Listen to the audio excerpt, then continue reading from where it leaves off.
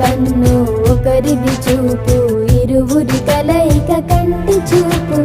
ఒకరిది మాట ఒకరిది భావం, ఇరువురి కదలిక కదిపిన కథ ఇది ప్రేమ